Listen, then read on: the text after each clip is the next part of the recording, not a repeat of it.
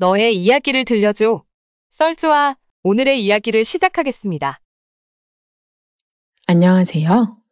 저는 이번에 대학교를 졸업할 예정인 20대 후반 남자입니다. 내년에 먼 친척 누나가 결혼식을 올린다는 소식을 듣고 마음이 조금 복잡해지는 바람에 이렇게 사연을 쓰게 되었습니다. 오늘 해드릴 이야기는 바로 말해도 못 믿으실 저의 첫 경험에 대한 이야기입니다. 제 첫 경험의 상대는 바로 내년에 결혼식을 올리게 되는 그 친척 누나입니다. 제가 군대를 가기 전에 제 총각딱지를 처음으로 떼준 절대로 잊지 못할 사람이죠. 그런 사람이 결혼식을 올린다니. 제가 그 결혼식에 가도 되는 건지 고민이 되더라고요. 당연히 지금은 서로 연락은 안 하고 있지만 아무리 멀어도 친척은 친척이다 보니 간간히 소식은 듣고 살았는데 결혼이라니 뭔가 믿겨지지가 않네요. 어쩌다 상황이 이렇게까지 되어버린 건지 이제부터 다 말씀을 드리도록 하겠습니다. 20대 초반에 군대 입대를 한 달도 안 남겼을 때였어요. 주변 친구들은 대부분 군대를 갔거나 아니면 군대 입대 날짜를 받아놓고 마냥 놀고 있었어요. 저도 대학을 휴학하고 아르바이트를 하면서 번 돈으로 친구들이랑 열심히 PC방을 다니고 술 마시며 놀고 있었습니다. 여자도 꼬시고 싶었고 동네에 헌팅할 수 있는 술집이란 술집은 매일같이 들락날락 거렸어요. 그런데 아무래도 동네에서만 놀다 보니 다들 건너 아는 사람이기도 하고 매번 보는 사람들만 보는 것 같아서 지루해하고 있던 찰나였는데 아는 놈이 바다에 놀러 갔다가 매일 밤 다른 여자들과 미친 듯이 놀다가 왔다고 하더라고요. 그 녀석이 자랑하듯 막 얘기를 하는데 저도 흥분이 돼서 도저히 참을 수가 없더라고요. 그래서 알바도 바로 빼고 친구 아빠 차를 빌려 남자 셋이서 바다를 보러 갔어요. 날씨도 미친 듯이 좋고 기분도 좋은 게 여자만 있으면 딱 좋겠더라고요. 서울에서 2시간 반을 달려 바다에 도착했는데 날이 좋아서 그런 건지 그 녀석 말대로 여자들이 꽤 많았습니다.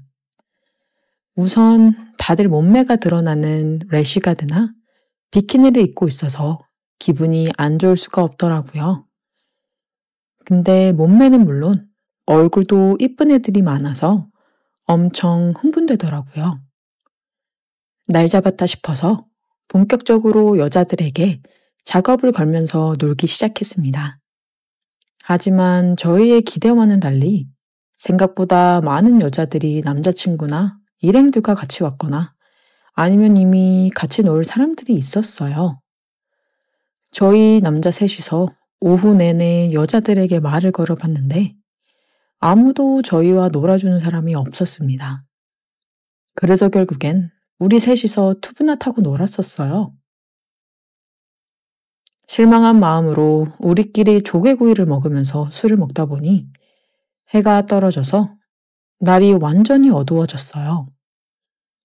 그냥 다 포기하고 방에 들어가서 자려고 했는데 친구 녀석이 미력이 남았는지 마지막으로 딱 한 번만 더 모래사장에서 여자를 찾아보자고 하더라고요. 솔직히 오늘 하도 많이 거절을 당해서 더 이상 여자들한테 말도 걸기 싫었었어요.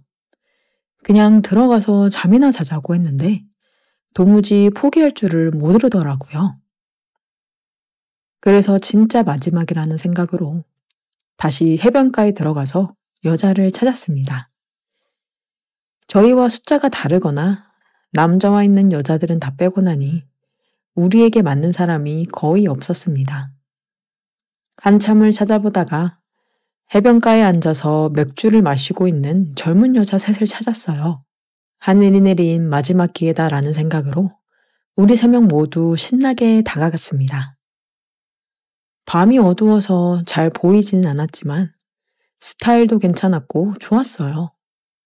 말을 꺼낸 친구 녀석이 자기가 가서 말을 걸겠다면서 갔는데 멀리서 봐도 분위기가 좋아 보이진 않더라고요. 이번 기회를 놓치면 진짜 우리 세 명이서 술을 먹다가 서울로 올라가겠다는 생각에 저도 같이 가서 친구를 도왔습니다. 한참 같이 놀자고 입을 털고 있었는데 그 여자 셋 중에 한 명이 저를 가만히 보더니 제 이름을 부르면서 아는 체를 하는 게 아니겠어요? 아직 서로 통성명은 하지 않은 상태였는데 갑자기 튀어나온 제 이름에 깜짝 놀랐어요. 누군가에서 자세히 봤더니 어릴 때 몇 번 모은 친척 누나였습니다. 그리 가까운 친척은 아니라서 자주 보진 않았는데 몇 년 전까지 큰 집에 온 가족이 모이면 종종 볼 수 있었어요. 저랑 3살 차이 나는 누나인데 어릴 때는 누나가 저를 예뻐해서 손잡고 맛있는 것도 먹으러 다니고 누나를 잘 따랐던 기억이 있어요. 그런데 이 먼 바닷가에서 그 누나를 만날 줄은 꿈에도 몰랐습니다. 누나도 친구들이랑 그냥 바람 쐬러 왔다고 하더라고요. 저보고 왜 여자친구도 없이 이런 데서 여자를 꼬시고 있냐고 하는데 솔직히 쪽팔려서 뭐라고 할 말도 없었습니다. 군대 가기 직전에 여자 꼬시고 있다는 말을 차마 못하겠더라고요. 여자고 뭐고 누나한테 걸렸으니 김이 팍 새어버려서 그냥 가려고 했는데 누나가 기왕 이렇게 된 거 다 같이 술이나 먹자고 해서 얼떨결에 같이 앉았어요. 다들 연상이었는데 3명 모두 예쁘더라고요. 예쁜 여자들은 예쁜 여자들끼리 논다더니 그 말이 맞는 것 같았습니다. 특히 우리 친척 누나는 어렸을 때부터 동네에 예쁘다고 소문이 자자했어요. 어른들도 누나를 보고 크면 배우나 가수를 해야 한다면서 오디션도 알아보고 또래의 형들도 누나 얼굴 한번 보겠다고 집 근처에 찾아온 적도 있었어요. 어릴 때 예쁜 사람이 커도 예쁘더라고요. 살짝 염색한 머리가 뭔가 예전보다 성숙한 느낌이었고 짧은 치마와 딱 붙는 티셔츠에서 누나가 언제 이렇게 볼륨이 좋았지 싶었습니다. 그렇게 셋이서 둘러앉아 한참을 술을 더 마셨어요. 오히려 누나들이라 더 편하더라고요. 남자 셋, 여자 셋이라 짝 맞춰 파트너를 정하고 놀고 있었는데 누나는 제게 어딜 누나 친구들을 넘보냐면서 제 팔에 팔짱을 끼고는 강제로 누나 옆에 앉아있게 했어요. 다른 누나들도 다 예뻤지만 우리 친척 누나가 가장 예뻤기 때문에 사실 큰 불만은 없었습니다. 그렇게 3커플로 나뉘어서 게임도 하고 바닷가에서 신나게 놀다 보니 시간은 12시가 넘었고 초여름밤의 날씨가 살짝 쌀쌀하더라고요. 어디 들어가서 술을 더 먹기에도 시간이 너무 늦어서 각자 커플끼리 찢어져서 행동하기로 했어요. 다들 술이 어느 정도 취한 상태라서 누나 친구들이 제 친구들 팔짱을 끼고 걸어갔습니다. 저와 누나도 조금 걷다가 해수욕장 근처에 별로 갈 데가 없어서 하는 수 없이 방을 잡고 들어갔어요. 친척 누나랑 뭔가를 할 생각은 아니었고 오랜만에 만났으니 술이라도 좀 더 마셔야겠다 싶어서 근처 편의점에서 맥주를 사서 방을 잡았습니다. 이런 곳을 누나와 함께 올 줄은 몰랐어요. 약간 어색할 수도 있었지만 누나가 너무 자연스럽게 행동해서 저도 의식하지 않기로 마음을 먹었습니다. 남자, 여자가 아니라 친척 누나니까 한 방에서 있어도 괜찮지 않을까 싶었어요. 마주 앉아 맥주를 마시면서 옛날 이야기도 하고 이런저런 얘기를 나누다가 누나가 제게 군대는 언제 갈 거냐고 묻더라고요. 어차피 이렇게 된 거 숨길 수도 없겠다 싶어서 사실 얼마 안 남아서 가기 전에 한번 신나게 놀아보려고 애들이랑 다 같이 날 잡고 바다에 놀러 온 거라고 얘기를 했더니 누나가 깜짝 놀랐습니다. 누나는 제가 군대 가기 전에 좋은 추억을 많이 남기고 갔어야 했는데 방해를 한 거 아니냐면서 미안해 하더라고요. 사실 저는 여자랑 못 놀아서 아쉽긴 했지만 누나 만난 걸로도 반갑고 좋았어요. 그래서 그냥 괜찮다고 누나 만나서 좋다고 대답을 했더니 별거 아닌 말에 누나가 좋아하더라고요. 잠시 후에 누나가 여자친구도 없는데 오늘 헛땅치고 서울 올라가도 괜찮냐고 또 묻길래 다른 친구들은 다들 좋은 시간 보내고 있을 텐데 아쉽긴 아쉽다고 했더니 그 대답을 들은 누나가 슬쩍 웃더니 그럼 너랑 나랑 좋은 시간 보내면 되는 거 아니냐면서 점점 제게 다가왔어요. 술이 취해서 그런지 누나도 더 예뻐 보이고 우리가 이래도 되는 게 맞나 싶었습니다. 제가 조금 망설이고 있었더니 저보고 가만히 있으면 누나가 군대 가기 전에 잊을 수 없는 추억을 만들어 주겠다고 하더라고요. 누나의 얼굴이 제게 가까이 다가왔을 때 눈을 감아버렸고 잠시 뒤에 입을 맞추고 누나가 저를 끌어당겼어요. 어차피 방의 침대는 큰 것 하나뿐이어서 같은 침대에서 자야 했지만 이런 식으로 일이 풀릴 줄은 몰랐습니다. 결국 그날 누나는 저를 넘어뜨려 제 위에서 내려올 줄을 몰랐고 저는 그렇게 처음을 친척 누나에게 줘버렸습니다. 다음날 아침에 누나 일행들을 먼저 보내고 우리 친구들끼리 해장하고 서울로 올라왔어요. 다들 어땠냐고 물어봤더니 대답 대신에 엄지손가락을 치켜 올리더라고요. 자기는 앞으로 연상만 만날 거라고 하면서 서울 가서도 또 만나고 싶다고 난리였어요. 저도 올라오는 내내 머릿속에서 전날 밤에 누나랑 키스했던 상황이 잊혀지지 않았습니다. 그 뒤로 누나에게 연락은 따로 없었었는데 저는 좋은 추억을 안고 군대에 갈 수 있었어요. 군 생활 내내 누나를 생각하며 외로움을 많이 달랠 수 있었습니다.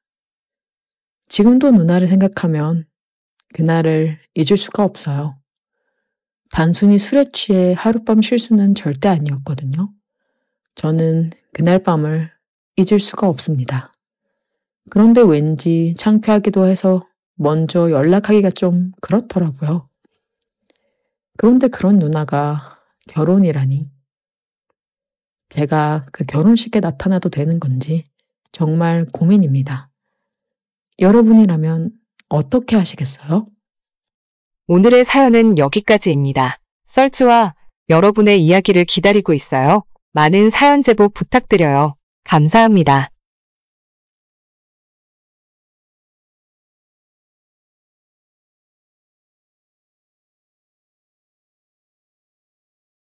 멋진 오빠 오셨네요.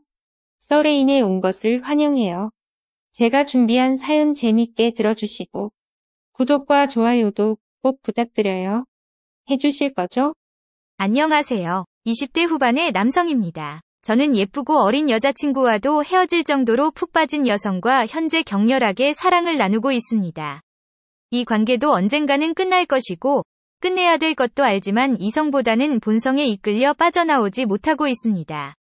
빛조차 빠져나올 수 없는 블랙홀 같은 그녀와의 사랑 이야기 사연 보냅니다.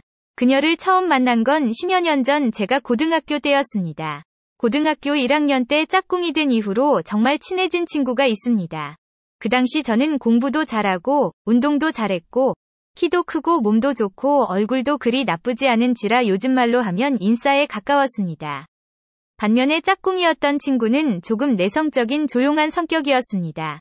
말을 걸어도 대답이 별로 없었고 대화가 잘 이어나가지 않아 친해지기가 힘들었지만 일단 친해지고 보니 생각도 깊고 속도 깊은 괜찮은 친구였습니다. 우연인지 필연인지 그 친구랑은 3년 내내 같은 반이 되었고 절친이 되었습니다. 1학년 때 그 친구는 아버지와 동생 한 명과 살고 있다고 했습니다. 어머니는 몇 년 전에 지병으로 세상을 떠나셨고 그것 때문에 중학교 시절에는 다소 우울하게 학교 생활을 했다고 합니다. 처음에 그 친구를 보았을 때 어두운 면이 있었는데 어린 시절 엄마를 잃은 슬픔 때문에 그런 것 같았습니다. 2학년 때부터는 가끔 서로의 집을 방문하기도 했습니다. 우리 집에 초대해서 우리 엄마가 만들어주신 집밥을 먹으며 너무나도 좋아했던 친구였기에 종종 우리 집에 데려오기도 했습니다. 그 친구네도 몇 번 가기는 했는데 아버지가 돈을 많이 버시기 때문에 좋은 집에 고등학생인 제가 봐도 값비싸 보이는 것들이 많기는 했지만 무언가 쓸쓸해 보이는 집이었습니다. 주기적으로 아줌마를 고용해서 집안일을 맡기기 때문에 깨끗하기는 한데 정말 엄마가 없는 집에는 뭔가가 부족하다는 것을 느낄 수 있었습니다. 그렇게 시간이 흘러 고3이 되었고 어느 순간부터 그 친구는 저를 집에 초대하지 않았습니다. 몇 번이고 집에 가고 싶다고 했지만 그 친구는 거절을 했습니다. 사실 그 친구에게는 3살 어린 여동생이 있었는데 정말 예뻤거든요. 절친 동생이라 어떻게 하지는 못했지만 제가 집에 가면 오빠 하면서 애교를 부리는 모습이 너무나 귀여워 보였습니다. 저는 외동아들이기 때문에 항상 여동생에 대한 로망이 있었고 그렇게 예쁘고 귀여운 여동생이 있는 그 친구가 부러웠습니다.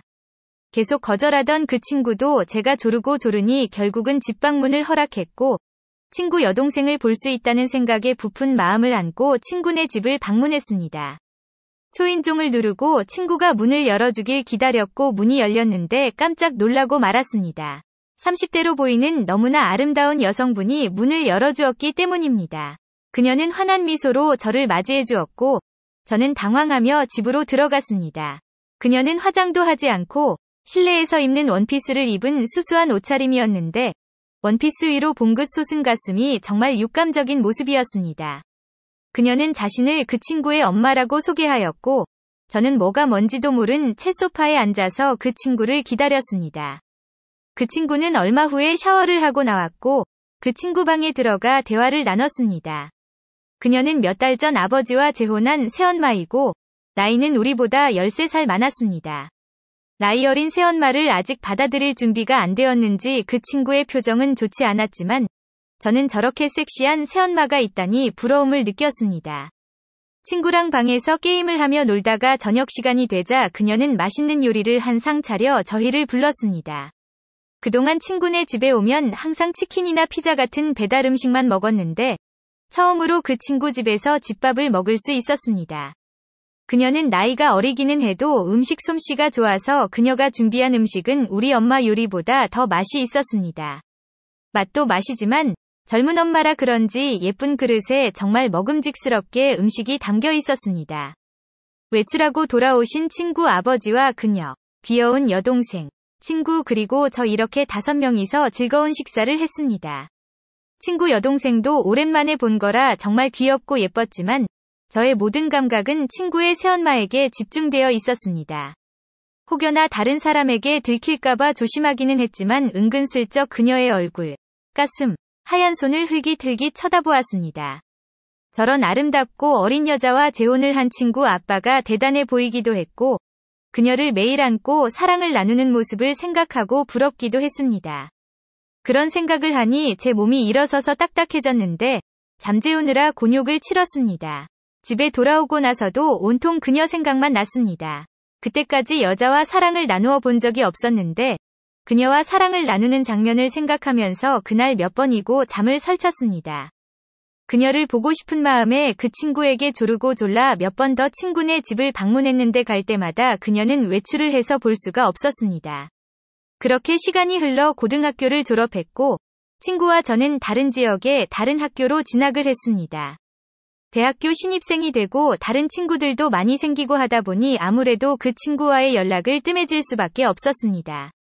가끔씩 전화를 하긴 했는데 잘 지낸다고 하는 그 친구의 목소리에도 뭔가 우울함을 느낄 수 있었습니다.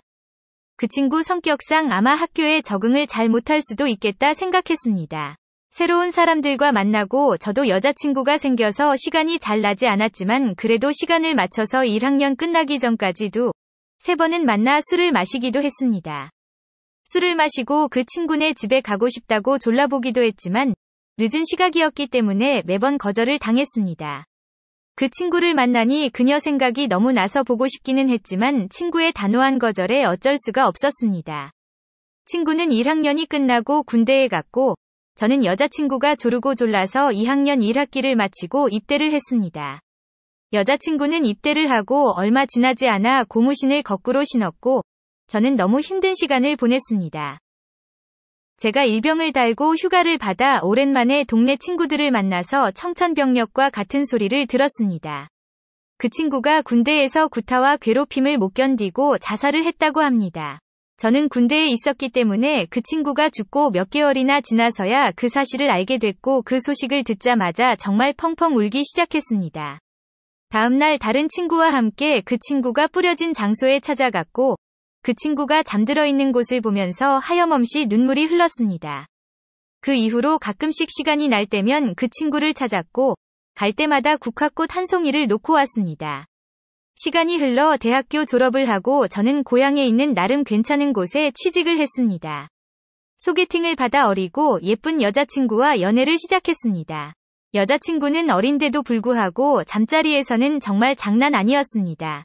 군대를 가기 전 사귀었던 여자친구, 복학 후에 사귀었던 여자친구와도 관계를 했지만 그녀처럼 잘 맞는 여자친구는 없었습니다. 우리는 시간이 날 때마다 태를 드나들었고 그녀도 저와의 관계에 무척이나 만족해했습니다. 그렇게 그녀와 1년 반쯤 사귀었을 때 동네 친구와 둘이 호프집에서 술을 한잔 하러 들어갔습니다. 호프집에는 몇 테이블 없었는데 한쪽 테이블에서 여성 두 분이 가볍게 맥주를 한잔하고 있었습니다. 자리 위치상 한 명은 얼굴을 볼 수 있었는데 한 명은 얼굴을 볼 수 없었습니다. 얼굴이 보이는 여성분 외모상 우리보다 10살 정도는 연상으로 보였고 그 여자분도 예쁘기는 했지만 오히려 얼굴이 보이지 않은 여성분의 뒷모습이 너무나도 아름다워 보였습니다. 같이 간 친구가 취했는지 객기인지 갑자기 그쪽 테이블에 가서 합석을 제안했고 얼굴이 보이던 그분은 어린 남자들한테 합석 제안을 받았다며 아직 자기네들 안 죽었다며 깔깔깔 웃으며 합석 제안을 받아들였습니다. 얼굴이 보이지 않던 여자분은 좀 불편한 듯 거절하였지만 이윽고 우리는 합석을 하게 되었습니다. 합석을 하면서 뒷모습의 그녀의 얼굴을 보고 깜짝 놀랄 수밖에 없었습니다. 그녀는 친구의 새엄마였습니다. 그녀도 저를 보자마자 알아봤는지 당황해했고 술을 먹는 내내 별말을 할 수가 없었습니다. 그녀의 친구와 제 친구는 서로 통했는지 둘이 웃고 떠들고를 반복하다가 결국 눈이 맞아서 먼저 일어나 텔로 향했습니다. 저와 그녀도 자리에서 일어나 술도 깰 겸 근처 카페에서 커피를 한 잔 사고 그녀의 집까지 걸어갔습니다. 그녀는 가는 내내 말이 없었고 저도 아무런 말도 하지 못한 채 그녀의 속도에 발을 맞춰 걸었습니다. 그녀의 집에 다다랐고 그녀는 저를 보니 죽은 친구 생각이 난다며 예전에 자신이 해준 밥을 좋아했던 친구와 제 기억이 떠올랐다며 다음에 밥 한번 먹으러 오라고 했습니다. 그녀의 연락처를 핸드폰에 저장하고 집으로 돌아와 몇 날 며칠 전화기를 부여잡고 연락을 할까 망설였습니다. 한 달쯤 지나 그녀에게 문자를 보냈고 며칠 뒤 그녀가 집에 오라며 날짜를 알려줬습니다. 그녀의 집에 방문하자 그녀가 혼자 있음을 알았습니다. 친구 아빠는 출장을 가셨고 친구 여동생은 대학생이라 타 지역에 있다고 하더군요. 그녀와 단둘이 집안에 있는 상황이라 묘한 기분이 올라왔지만 그녀는 죽은 친구를 생각하며 저에게 밥을 대접해주는 건데 이상한 생각을 하는 제 자신이 부끄러웠습니다. 저녁을 맛있게 먹고 하늘에 있는 친구를 위해 위로주를 하자며 그녀는 와인을 한 병 가져왔고 저희는 술을 마시며 친구를 기렸습니다. 그러다 우리 둘 다 취기가 올라왔고 그녀가 갑자기 우울해하며 눈물을 보이기 시작했습니다. 그녀를 달래기 위해 등에 손을 대고 다독거리자 그녀는 내 품에 안겨 흐느끼기 시작했습니다. 제 품에 안긴 그녀는 많이 울어서 그런지 몸이 뜨거웠고 땀으로 젖어 있었습니다. 술기운인지 모르겠지만 저는 그녀에게 키스를 하기 시작했고 그녀도 거부하지 않았습니다. 그렇게 그녀와 나누는 사랑은 너무나도 황홀했습니다. 여태까지 몇 명의 여자와 사랑을 나눠봤지만 그녀와의 사랑은 기존의 저의 경험을 송두리째 부정시킬 정도로 강렬했습니다.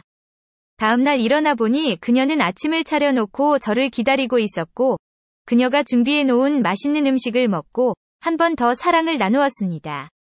그녀와의 사랑은 너무나 강렬했고 그날 이후로 저는 그녀 생각뿐이었습니다.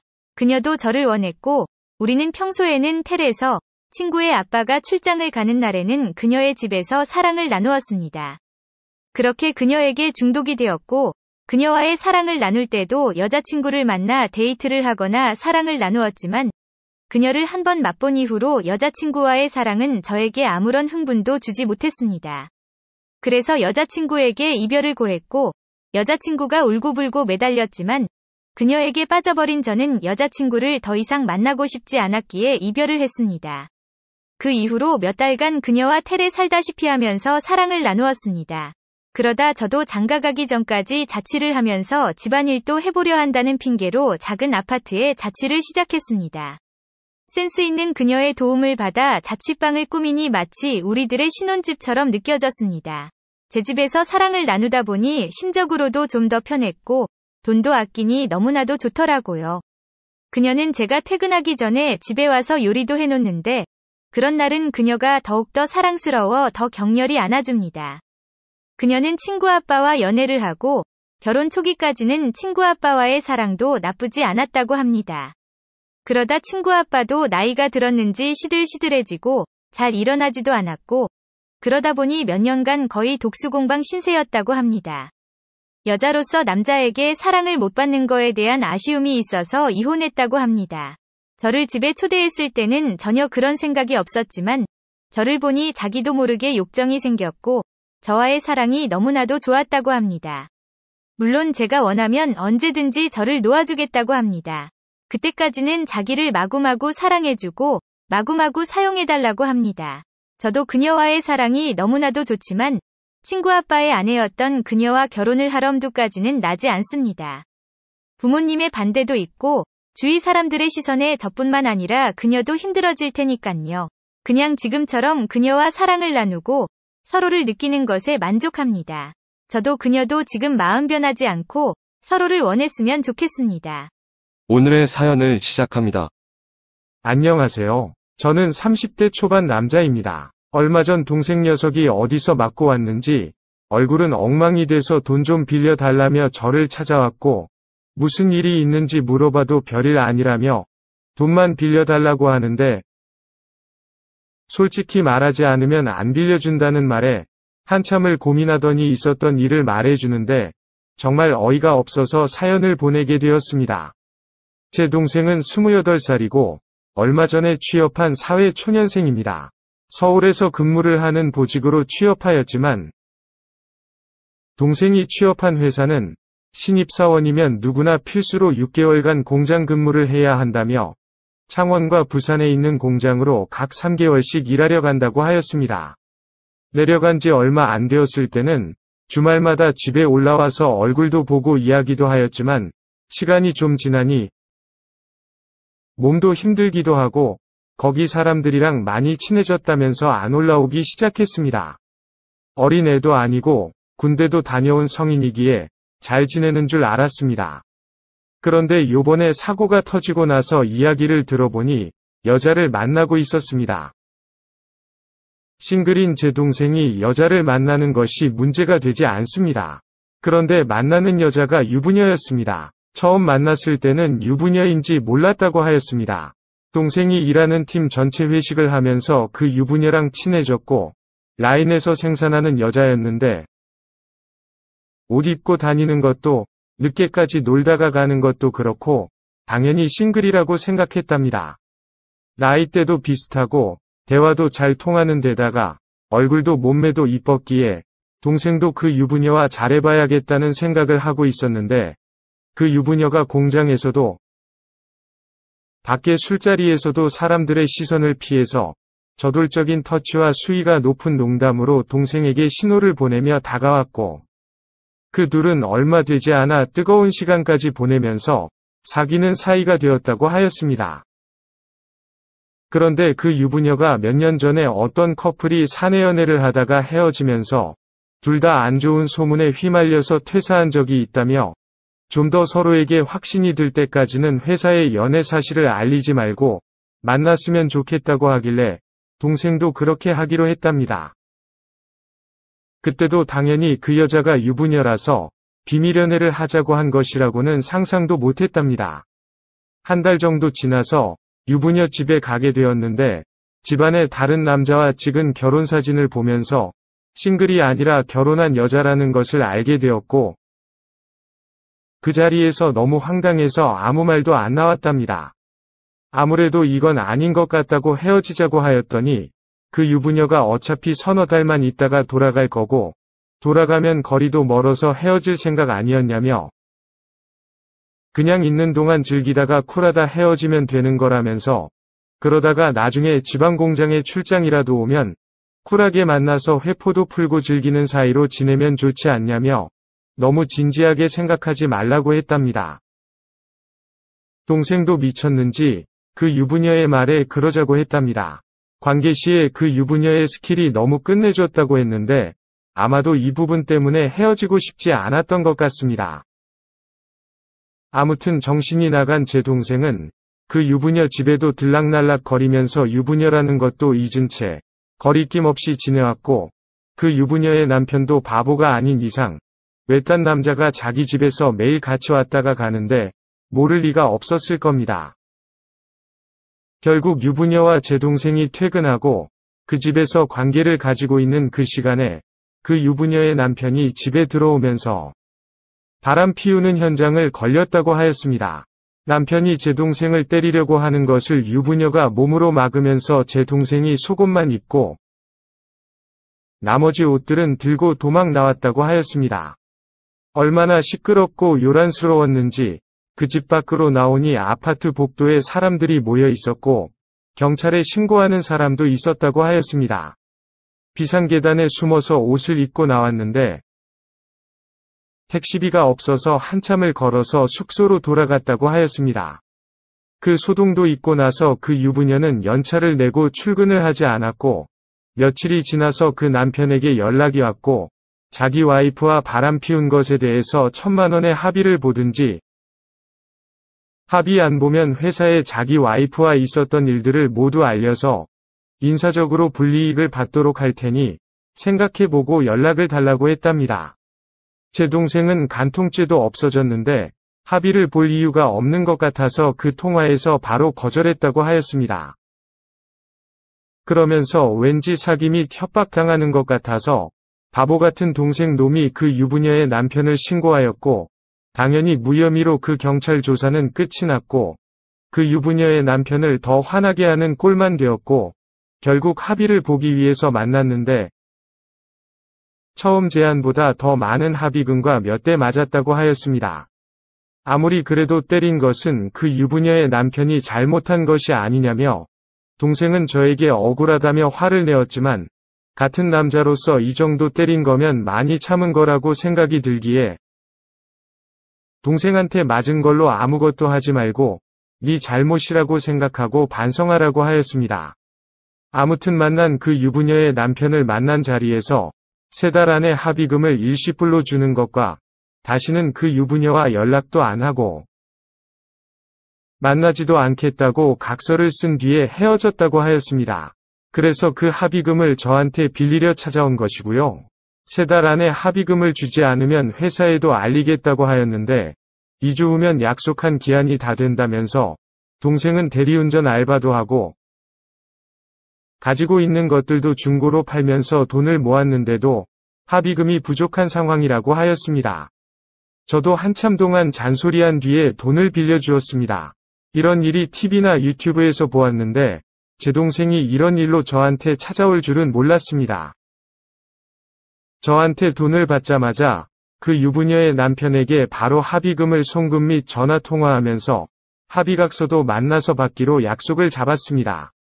그렇게 전화를 끊은 뒤에 저한테 고맙다고 인사 정도는 할 줄 알았는데 눈빛이 반쯤 풀러 있는 것이 아직도 그 유부녀의 스킬에 취해 있는 것 같아서 정신이 번쩍 들도록 등짝을 세게 때려주었습니다. 창피해서 회사를 그만둬야 할지 고민한다고 하길래 이상한 소리 하지 말고 열심히 다녀서 빌려한 합의금을 1년 안에 꼭 갚으라고 하였습니다. 한동안 정신 나간 상태로 돌아다닌 동생을 보았는지 부모님께서 동생한테 무슨 일이 있는지 아냐고 물어보셨지만 차마 부모님께서 충격 받으실 것 같아서 아무 말도 하지 않았습니다. 이번 일을 통해서 동생이 정신도 좀 차리고 올바르게 살았으면 좋겠네요. 오늘의 사연은 여기까지입니다. 구독과 좋아요, 알림 설정 부탁드립니다. 긴 글을 읽어주셔서 감사합니다. 구독과 좋아요 꾹꾹 눌러주세요. 꾹꾹. 알림 설정도 꾹꾹 눌러주세요.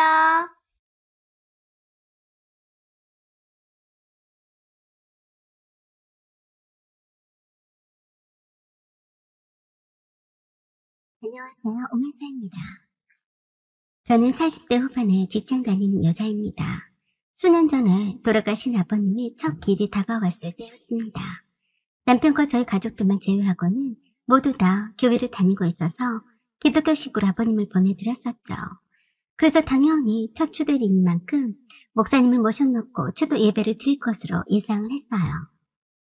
그런데 갑자기 남편이 길이 다가오기 한 달 전부터 유교식으로 제대로 첫 제사상을 차리고 싶어 했습니다.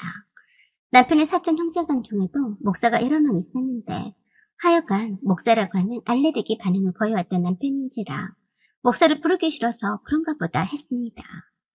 저에게 뜬금없이 그러더라고요. 너 엄마, 다음 달에 아버지 첫 길인데 제사를 지내자. 제대로 오셔서 대접받고 가시라고 말이야. 맛있는 거 많이 해놓고 아버지가 드시고 가시게 하자. 뭐? 제사를? 어머니나 아가씨가 그러자고 하겠어? 말도 안 되는 소리를. 뭐가 말도 안 되냐? 아들이 내가 하겠다는데. 참 웃기고 자빠졌네 라고 생각했습니다. 네가 하던지 말던지 알아서 해라. 왜 나한테 말하니? 네가 알아서 하지 그러니? 그랬더니 프로를 성질부터 내면서 지랄을 떨더라고요. 뭐야? 우리 아버지 첫 길인데 며느린 주제 뭐가 어쩌고어째? 그게 할 소리야? 그래서 제가 어이없어서 반문했습니다. 그런데 너는 우리 친정아버지 제사에는 한 번이라도 갔었니? 네가 네 입으로 그랬잖아. 딸이 가는데 왜 꼭 바쁜 사이까지 가야 하냐고. 네가 네 아버지 제사를 치르든 말든지 네가 알아서 해라. 내가 바쁜 몸인데 네가 있는데 나까지 제사 준비를 해야 하겠니? 그랬더니 천지가 개벽할 소리를 하고 자빠졌다면서 난리를 치더라고요. 너는 김씨 집안의 며느리야. 며느리가 시아버지 제사를 준비를 하지 않는다는 게 말이 되는 소리야?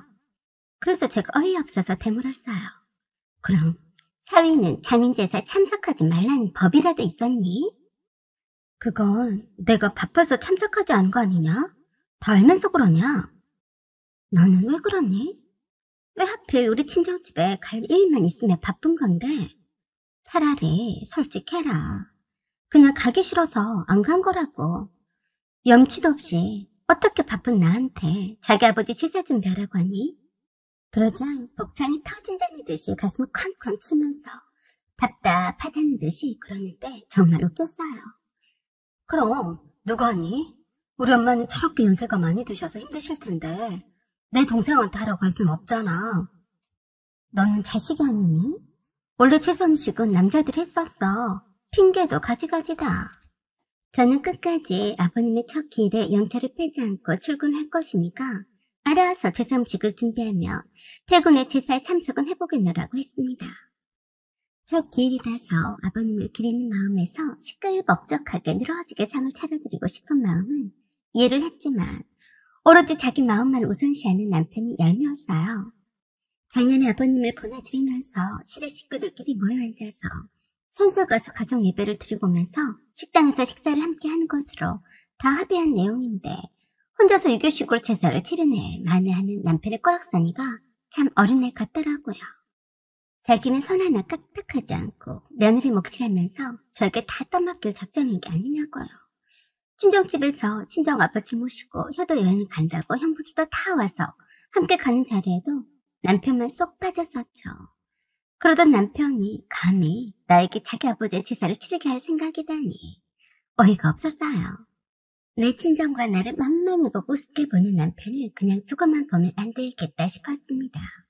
남편은 저에게 천하의 몹쓸 년이란 말도 서슴지 않으면서 저에게 그러더라고요. 그래, 두고 보자. 네가 안 하고 배길 수 있나 보자고. 감히 며느리인 주제 하라면 할 것이지. 참, 남편 입에서 나오는 그 며느리인 주제란 말이 거슬리더군요. 며느리는 시집에 좋은 줄 아는 것 같았어요. 남편도 배울 만큼 배운 사람이었고 다른 사람의 불의를 보면 참지 못한 의로운 사람처럼 보일 때도 있었지만 그건 어디까지나 남편 자신이 아닌 다른 사람들의 경우일 때뿐이었고 어쩔 수 없는 밥상머리 교육 때문인 것 같았어요. 어릴 때부터 밥상머리에서 듣고 보고 배운 것이 세뇌가 되어서 머리에 박힌 거겠죠. 요즘 경치판에서도 알 수 있듯이 엄연히 사실이 많잖아요. 증거로서 다 드러난 일도 그놈의 밥상머리 교육 때문에 세뇌가 된 젊은 자식들이 그 가짜뉴스에 현혹이 되어서 하는 행태를 보면 시대를 거슬러가며 역주행해가는 그들과 내 남편이 무엇이 다른지 기가 찼습니다. 며칠이 지난 후에 시어머니가 전화를 하셨어요. 다음 달이 첫 길이니까 집에서 추도 예배를 하는 걸로 하자. 너와 아빠는 제사를 치르자고 하는데 뭐 어차피 목사도 불러야 하고 작은 집 식구들도 많이들 부를 생각이다. 너 아빠 말처럼 제사상도 차리고 예배도 드리고 하면 좋겠다. 어머니 하고 싶은 대로 하세요. 저는 요새 들어 회사 일이 바빠서 예배나 겨우 참석할지나 모르겠네요. 너 아빠가 제사상을 차린다고 했으니까 그러라고 하세요. 그랬더니 대벌의 소리를 지르셨어요. 너는 그걸 말이라고 하고 있냐? 남자가 어떻게 제사 음식을 하니? 그걸 왜 저한테 물으세요? 너 아빠한테 물으셔야죠. 너 아빠는 친정아버지 제사에는 한 번도 오지 않던 사람이에요. 제가 참석을 해주는 것만 해도 고맙게 생각하셔야죠. 너 아빠처럼 저에게 뭘 바라고 그러지 마세요. 지금이 어떤 세상인데 며느리를 종처럼 부려먹으려고 하세요? 뭐라고? 제사 음식을 하지 않겠다고? 이런 못된 것을 봤나? 어머니, 저에게 못된 며느리라고 하시기 전에요. 어머니 아드님이나 교육을 단단히 시키세요. 제가 어머니 모시고 여행을 얼마나 자주 다녔죠?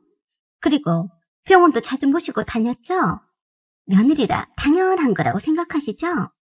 너 아빠는 한 번도 저희 친정 부모님을 모시고 식사 한 번을 안 했어요. 그것뿐이에요. 장인 제삿날에도 콧배기도 비친 적이 없었어요. 아드님을 어떻게 키우셨길래 그 모양이에요? 뭐야? 그래서 지금 네가 제사상을 차리지 않겠다는 것이냐?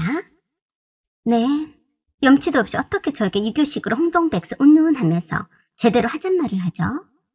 이런 괘씸한가. 그래, 내 아들이 네 아버지 제사에도 가지 않았으니까 너도 오지 마라. 그럼 됐냐? 라고 하시면서 전화를 툭 끊으셨어요. 그래서 저 혼잣말로 그랬네요. 네, 어머니 말씀대로 제사에 아예 참석하지 않은 편이 좋겠네요. 그런 후에 시어머니는 삐치셨는지 아무 연락이 없으셔서 그런가 보다 했습니다. 그러더니 시누이가 어떤지 떠보려고 그런지 저에게 전화를 했더라고요. 언니, 작은아버지한테랑 작은어머니한테 그날 오빠 집으로 오시라고 했네. 목사님 오시고 예배 드린다고 했어. 그리고 저녁 식사하시고 가시라고 했어. 어이가 없었어요. 아버님이 시어머니랑 함께 사시다가 돌아가신 시댁에서 헤어지 저희 집을 산다고 말했더니 화가 났습니다. 그렇게 말해뒀으니 저보고 알아서 제사 음식 준비를 하라는 말이었어요. 아가씨, 누가 우리 집에서 제사를 한다고 했어요? 오빠가 그러던가요? 네, 오빠도 그렇고 엄마가 그러자고 했어요. 저는요? 난 그렇게 하잔 말을 해본 적이 없어요. 아, 너 아빠랑 어머님이 제사 준비를 하실 생각이었나 보죠? 그럼 그렇게 하시라고 하세요. 저는 어머니가 저에게 제사에 참석하지 말라고 하셔서 그날은 그냥 퇴근 후에 집에만 있을 생각이었는데 우리 집에서 구제하겠다며 제가 그날은 친정집에 가 있을게요. 그랬더니 시누이가 얼척이 없다는 듯이 저에게 타이르는 듯이 그러더군요. 언니, 잘 하다가 왜 그래요? 엄마가 그러는 건 화가 나서 내뱉은 말인 거 몰라요? 첫 길이라서 친척들도 많이 들어올 텐데 그 많은 음식 준비를 누가 해요? 아가씨, 그 많은 사람들을 부른 사람이 해야죠. 왜 나한테 물어요? 오빠랑 어머니한테 물어보세요. 나 바쁘니까 전화하지 말아요.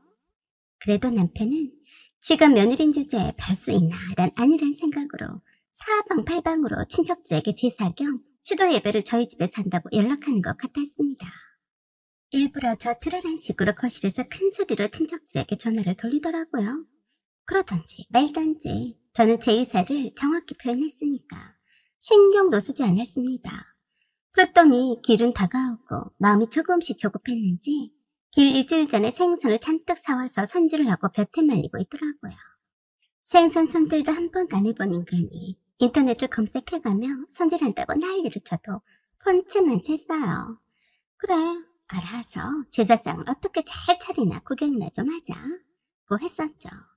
끝까지 남편 연차를 뺐냐고 물어오길래 그랬어요. 내가 왜 연차를 뺐니? 아직도 네 아버지 제사상을 내 손으로 차리게 하는 걸 포기 못했니? 너 참 웃기다. 나 이번에 제주도로 일주일간 연수 간다. 참 잘 됐지 뭐냐? 딱 때 맞춰서 연수라니. 그렇지 않았으면 친정집에 가 있으려고 했는데 말이다. 뭐? 연수라고? 일주일간이나? 왜 하필 이 시기에 연수냐? 난들 알겠니? 넌 왜 하필 우리 친정집에 일 있을 때마다 바빴는데? 난 말하지 마라. 난 제주도에서 잘 쉬고 연수교육 잘 받고 올 테니까 혼자서 제사상 잘 차리고 잘해봐라. 남편 완전히 난처한 듯이 난색을 표했는데 참 재밌더라고요. 그렇게 해서 저는 기일 전날에 비행기를 타고 제주도로 떠났습니다. 제주도에 도착해서 교육받고 있는 인증샷도 날려주고 신나게 노는 모습도 보냈어요. 남편은 목사님이랑 모든 친척들한테 호기 좋게 집에서 제사도 하고 추도 예배도 한다고 떠들었는데 못한다는 소리도 못하고 시어머니랑 시누이와 함께 상을 차렸다고 하더라고요. 작은 집 동서기서 말을 들어보니까 제사상은 안 차리고 저녁 식사 음식만 준비했다는데 제 남편 일을 잘 못하니까 시어머니와 시누이가 엄청 고생을 했다더라고요. 그래서 작은 집에 동서 사촌들이 많이 거들었다고 했습니다. 그 뒤로 남편은 다시는 저희 집에서 제사니 뭐니 하는 그런 소리는 꺼내지도 않더라고요. 내가 그렇게 해놓으니까 다음부터는 다시는 저에게 이런저런 요구를 하지 않았어요. 그리고 그 해부터 갑자기 내게 친정아버지 길에 함께 가자고 하더라고요. 오늘은 해가 다른 데서 떴나 싶었네요. 살다 보니 남편 입에서 별 기특한 말을 다 들어본 것 같았습니다. 남편도 생각이란 걸 하고 산 인간임에 틀림이 없어 보이긴 했어요. 제 발로 제 친정아버지 길을 챙기더니 말입니다. 그 후론 쭉 빠지지 않고 친정아버지 길에 참석을 했습니다. 저도 물론 아버님 길에 참석한 것은 당연했고요. 그래도 늦게라도 정신을 차렸으니 다행이라고 생각했네요. 사연은 여기까지입니다. 구독과 좋아요 부탁드려요. 감사합니다. 어서오세요. 반갑습니다. 안녕하세요. 저는 건설 자재업체에서 영업을 하고 있는 남자입니다. 결혼도 하였고 2딸이 있습니다. 그런데 2주 전부터 집에 안 들어가고 회사 근처 고시원에서 지내고 있습니다. 아내와 딸들의 얼굴을 보면 너무 답답하고 화가 나서 일단 천천히 생각도 정리하고 마음도 다스리려고 나왔는데 퇴근 후에 매일 같이 술만 먹다가 잠이 듭니다. 너무 답답하고 힘이 들어서 사연을 보내게 되었습니다. 아내와 처음 만난 것은 중학교 때 동네 학원입니다. 같은 학교는 아니었지만 학원에서 같은 반이 되면서 친해지게 되었습니다. 매일 같이 학원에서 만나고 틈틈이 핸드폰으로 연락하고 지내다 보니 좋아하는 마음이 생겼습니다. 장문의 편지를 써서 고백을 하였고 아내가 저의 첫 여자친구가 되었습니다. 여자친구가 생겨서 행복한 것은 오래가지 못했습니다. 어느 날 갑자기 여자친구는 말도 없이 지방으로 이사를 가버렸고 얼마 되지 않아 없는 전화번호라면서 핸드폰으로 연락이 되지 않았습니다. 몇 주가 지나서야 모르는 공중전화로 아내한테서 전화가 왔지만 미안하다는 말과 함께 앞으로 연락하기 힘들 것 같다면서 마지막 인사만 하고 끊어버렸습니다. 편지라도 주고받자며 주소를 물었지만 알려주지 않았습니다. 저의 첫 여자친구인 아내와 그렇게 헤어졌습니다. 한동안은 너무 슬프고 속상했지만 중학생이었던 제가 할 수 있는 것은 없었고 시간이 지나면서 자연스럽게 잊고 지냈습니다. 그러다 아내를 다시 만난 것은 한참의 시간이 흐른 20대 후반에 어느 지방의 술집에서 만났습니다. 그때 당시에 어느 지방의 건설 현장에 건자재 납품 및 접대를 하려고 간 상황이었습니다. 횟집에서 적당히 술을 마시고 건설사 담당자가 자주 가는 단골 술집이 있다며 2차로 온 술집이었습니다. 단골 술집이다 보니 지정으로 부르는 언니들이 있었고 그 언니들 중에 아내가 있었습니다. 룸으로 들어오는 아내를 보면서 바로 알아보았고 아내도 들어와서 소파에 앉아있는 저와 눈이 마주친 다음에는 알아보는 눈치였습니다. 아내를 지명해서 옆에 앉았습니다.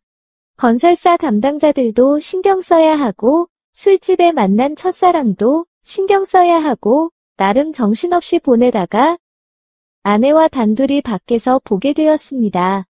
나름 공부도 잘했던 아내였는데 장인어른의 사업 실패로 집안이 망하면서 지방으로 이사를 가게 되었고 그래도 빚이 다 해결이 되지 않아서 고등학교 졸업하자마자부터 업소 일을 시작하게 되었다고 하였습니다.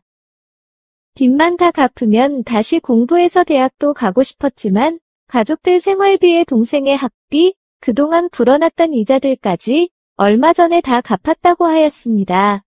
이렇게 오래 걸릴 줄 몰랐다면서 대학은 이미 포기했고 작은 미용실 하나 차릴 만큼 더 벌은 뒤에 그만둘 거라고 하였습니다. 그래서 얼마 전부터 미용학원도 다니고 있다면서 학원 수강증을 보여주면서 자랑을 하는데 마음이 너무 아팠습니다. 저는 어떻게 지냈는지 근황을 물어보았고 한참을 둘이서 이야기를 나누면서 술을 마셨습니다. 오랜만에 만나서 옛날 생각도 나고 잃어버린 인생을 찾은 것 같다면서 저한테 너무 고맙다고 하였습니다. 그날 이후로 자주 연락하면서 지냈고 가끔씩 제가 출장 내려가면 만났습니다. 친구 사이도 아니고 썸 타는 사이도 아니고 애매한 사이로 1년을 넘게 지내다가 아내가 모든 짐을 싸서 제 집으로 찾아왔습니다. 원하는 만큼 돈도 다 모았고 미용사 자격증도 땄다면서 서울에서 미용사도 일을 좀 하다가 자기 미용실을 차릴 거라고 하였습니다. 그런데 일하던 곳에서는 당장 나오고 싶고 막상 서울에 아는 사람도 없어서 무작정 저한테 찾아왔다면서 집을 구할 때까지 며칠만 신세를 지면 안 되냐고 하는 것이었습니다. 그렇게 저희 둘은 동거가 시작되었고 애매했던 사이에서 사귀는 사이로 바뀌게 되었습니다. 업소 일을 하면서 저한테 사귀자고 말하는 것도 아내가 고백을 받는 것도 너무 미안해서 피하고 애매한 관계로 지냈지만 이제는 당당한 상태라면서 아내가 먼저 사귀자고 고백을 하였습니다. 아내는 미용실에서 열심히 일을 하면서 틈틈이 자신의 미용실 창업에 대한 준비와 꿈을 키웠고 저 역시도 꿈을 꾸고 있는 아내를 도와주면서 조심스럽게 결혼을 생각하기 시작했습니다. 아내는 같이 일하던 동료 셋이서 동업을 시작하였고 얼마 지나지 않아 아내가 임신을 하면서 저와 결혼을 하였습니다. 그렇게 태어난 아이가 3살 된 첫째 딸 수아입니다. 수아를 보면서 진짜 눈에 넣어도 안 아프단 말이 뭔지 알게 되었습니다. 아직 우리 집이 없어서 전세에 살고 오래된 자동차를 타고 모은 돈도 얼마 없지만 이제부터 진정한 행복한 삶의 시작이라고 생각했습니다. 하루하루 감사하며 누구보다 열심히 일하고 아내와 수아에게 최선을 다했습니다.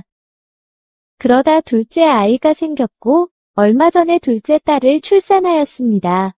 첫째 출산할 때는 지방에 출장이어서 태어나는 것을 보지 못했지만 둘째는 하루 종일 아내 옆에 있었습니다.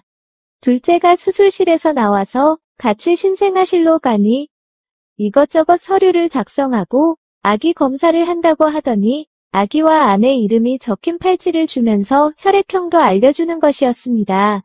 아내는 O형, 저는 AB형이다 보니 둘째 딸 주아는 A형이었습니다. 그러면서 첫째 딸 혈액형이 궁금해졌습니다. 아직 마취가 안 풀려서 자고 있는 아내 옆에서 아내 핸드폰으로 아이들 관련 어플을 보았는데 첫째 딸 수아의 혈액형이 O형이었습니다. 순간 이것이 말이 되나 인터넷에 검색해보니 O형이 태어나는 것은 불가능하다는 식으로 나오는 것이었습니다. 이상하다는 생각이 들었지만 둘째도 방금 태어난 상황이라 여기저기 연락을 주고 받다 보니 정신도 없고 잘 못 입력했다고 생각하면서 잊고 지내갔습니다.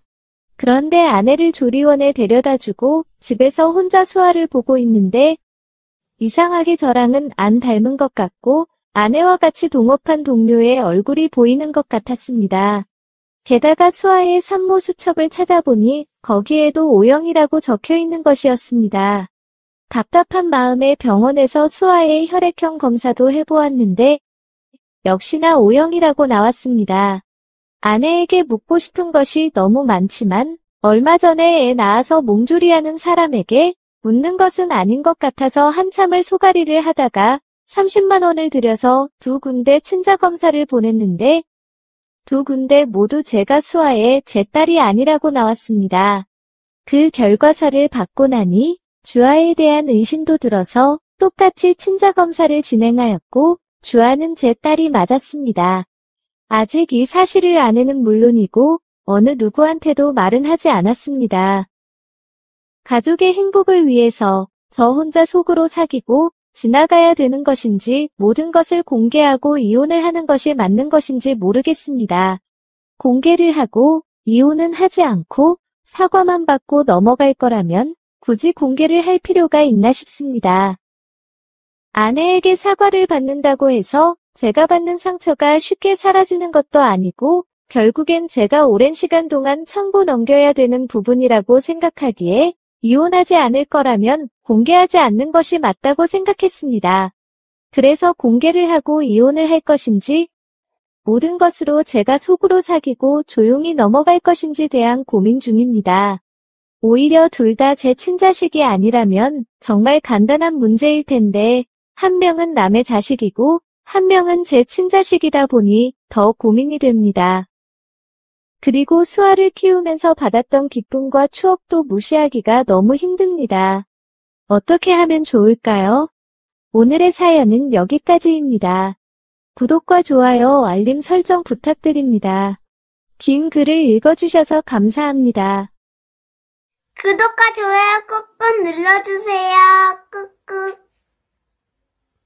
알림 설정도 꾹꾹 눌러주세요.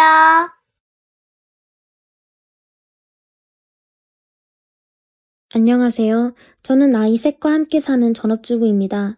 판에 항상 나오는 시어머니 얘기가 남들 같지 않아 저도 글을 한번 적어봅니다. 시어머니한테 너무 섭섭한 일이 생겼는데요. 저는 시부모님과 가까운 거리에 살면서 자주 살펴봐드리고 있습니다. 맛있는 반찬하면 가져다드리고 제가 안 사드리면 고기를 안 드시기 때문에 고기도 사드리고요. 저희 식구 맛있는 거 먹을 때 특이한 상황이 없는 이상 항상 챙기는 편입니다. 동네에 새로 개업한 집이 생기면 자주 모시고 가서 새로운 것도 같이 사드리고요. 어머님 좋아하시는 떡이 있는 도시에 가서 유명한 떡집 있다고 하면 일부러 방문해서 사오기도 합니다. 내복이며 겉옷이며 사드리고 유행하는 효도템이 있으면 자주 사드리기도 합니다. 제가 이렇게 시댁을 챙기는 것을 좋아해서가 아니라 그냥 자식된 도리로 맛있는 거 좋은 거 보면 해드리려고 했습니다. 제가 그렇게 해왔기 때문에 저의 아이들도 부모를 공경할 줄 알며 할머니와 할아버지에게도 예의 바르게 행동하는 것으로 생각합니다. 100번 가르치는 것보다 한 번의 산 교육이 중요하다고 생각되었고요. 그런데 몇 달 전에 어머님이 갑자기 배가 아프다고 하셔서 부랴부랴 모시고 병원에 가니 맹장이라고 해서 수술을 시켜드렸습니다. 몇 날 며칠을 정성을 다해 병원에서 지내면서 돌봐드렸죠. 아이들 챙기면서 간호하는 것이 쉽지는 않았지만 등하은 시간 챙기면서 틈틈이 보살펴드렸습니다. 시누이나 아주버님은 그냥 한번 문병 온 걸로 끝이고요. 그런 것에 불만 가지면 한도 끝도 없기 때문에 제 할 일만 잘하려고 했습니다. 어쨌든 퇴원까지 시켜드리고 집에 와서는 몸보신 하시라고 백숙이며 전복죽이며 해드렸고요. 그때는 힘들었지만 노력 많이 했습니다. 저희 어머님은 취미활동이 많으신 분이시거든요. 꽃꽂이를 좋아하셔서 동호회도 있으시고 예전에는 전시회도 많이 하셨어요. 또 요가도 매일 다니시고 같이 다니시는 분들과 교류를 많이 하시는 것 같더라고요. 맹장 터진 날도 요가하다가 갑자기 아프다고 하셔서 달려갔습니다. 제가 첫 아이 낳고 돌지나서 운이 좋게 좋은 연봉으로 스카우트 제의를 받은 적이 있습니다. 아이 낳고 자존감도 많이 떨어질 때라 놓치고 싶지 않은 기회였습니다. 남편은 시간상 도와줄 형편이 안 되고 가까이에 사는 시댁에 도움을 받고 싶었죠. 어린이집 등하원 시간과 출퇴근 시간이 잘 맞지 않아 등원만 어머님께 좀 부탁했었는데 생각도 안 해보시고 바로 단칼에 거절하시더라고요. 그 이유가 그 시간이 요가하는 시간과 맞물려서 안 된다고 하시더라고요. 기존의 요가는 사람들과 친목이 좋은 건 알고 있었지만 시간만 좀 변경하면 어머님 도움도 받고 어머님도 요가를 할 수 있는 상황이 될 텐데 꿋꿋하시더라고요. 그때 알았습니다. 어머님 생활이 참 중요하신 분이라는 것을요. 그리고 등하원 도우미를 구해서 6개월 다니다가 이리저리 현실에 부딪혀서 결국 회사는 그만뒀습니다. 저도 그 후로는 다시는 나이 관련해서 부탁하지 않습니다. 제 상식으로는 사실 이해가 안 가는 부분이었고 그렇게 아이 문제로 거절을 당하니 왠지 모르게 자존심도 상하고 다시는 부탁하지 않으리라 결심하게 되더라고요. 그리고는 시간이 이만큼 흘렀네요. 그리고 최소한의 제 도리를 하며 살았던 것 같아요. 그냥 가족이라고 생각했습니다. 그래서 어렵고 도울 수 있는 일이 있으면 도와주는 거라고. 그런데 저 혼자 바보짓을 한 것이었네요. 어머님의 철저한 개인주의 성향을 잊고 말이에요. 어느덧 훌쩍 커버려서 초등학생인 큰아이가 수술을 받는 일이 있었습니다. 편도가 워낙 커서 저번 주에 편도 수술을 하게 되었는데요. 이런 큰 수술이 처음이라 걱정도 많이 되었지만 저에게는 현실적인 또 다른 문제가 있었습니다. 정작 큰아이의 수술이 문제가 아니라 한참 뛰어노길 좋아하는 7살 아들과 4살 딸아이를 어떻게 하느냐가 더 큰 걱정이었죠. 집에 가만히 있어도 몸부림치는 아이들인데 제가 병원에 데려올 수도 없는 현실이었고요. 남편이 돌봐주기는 하겠지만 4박 5일을 일 안 하고 돌봐주기가 힘드니까요. 방법이 없으니 그래도 가까이에 계시는 어머님께 부탁했습니다. 결혼하고 아이 관련 2번째 부탁이었네요. 흔쾌히 봐주시겠다고 하더라고요. 설마 거절하시겠어 했는데 그래도 봐주시겠다고 하니 안도하게 되었습니다. 아이들 목욕시키고 점심을 먹이고 장난감이랑 갈아입을 옷과 아이들 반찬까지 만들어서 어머님 댁에 데려다주고는 큰아이를 입원시켰습니다. 저는 이런저런 걱정으로 한숨도 못 잔 컨디션으로 2아이의 짐과 반찬 등 다른 것까지 챙기려니 정말 힘들더라고요. 어쨌든 큰아이는 전신 마취를 하고 수술을 잘 끝냈고요. 겁이 많은 아이이고 저도 마취를 하는 수술이 불안했는데 그래도 잘 견뎌둔 아이에게 정말 고마웠습니다. 근데 토요일에 남편이 아이들과 함께 병문안을 와서는 2아이를 병원에 두고 갈 테니 돌보라고 하더군요. 무슨 말인가 싶었습니다. 어머님이 바쁘시다고 하는 거예요. 남편도 일이 잡혀 있어서 아이들 돌보기가 힘들 것 같다고 하고 저 미치는 줄 알았습니다. 환자용 침대와 보조 침대만 있을 뿐인데 거기에서 새 아이를 어떻게 돌보라고 대책도 상의도 없이 덜렁 애들을 데려다 주는지 게다가 아직 큰 아이는 몸 상태도 안 좋았는데요. 회복이 덜 돼서 밥도 잘 못 먹고 계속 징징거리는데 나머지 아이들까지 챙기려니 딱 제가 죽겠더라고요. 작은 아이들 밥도 사 먹이기 애매하고 심심하다고 징징거리는 아이들에게 몇 시간씩 핸드폰만 보여줄 수도 잠을 자려고 해도 자리도 없었습니다. 막내를 안고 보조침대에서 자려고 하니 아이가 자꾸 굴러 떨어지더라고요. 할 수 없이 환자 침대에 새 아이를 눕히고 저 혼자 보조침대에 누워서 겨우 하룻밤을 잤습니다. 아이들이 잠결에 계속 징징대더군요. 돌아눕기도 힘들고 서로서로 깔고 누워있으니 얼마나 답답했겠어요. 아이들이 징징거리니 저도 짜증이 나고 뭔가 마음이 너무 힘들더라고요. 하룻밤은 어찌어찌 견뎠는데 더 이상은 안 되겠다 싶어서 월요일 퇴원을 하루 당겨서 일요일에 퇴원을 해버렸습니다. 정말 남편도 시어머니도 원망스럽더라고요. 아침에 서둘러 짐을 정리하고 퇴원 절차를 마치고 집으로 돌아오는데 5만 가지 생각이 다 들더군요. 내가 당신들한테 얼마나 최선을 다했는데 겨우 며칠 아이들을 보는 게 뭐가 힘이 든다고 나한테 이러나 싶고요. 이제까지 시댁에 충성을 다한 내가 참 바보스러워 보이더군요. 집으로 돌아오는 길에 큰아이는 몸 상태가 안 좋았는지 구토를 해서 쉬다가 들어왔어요.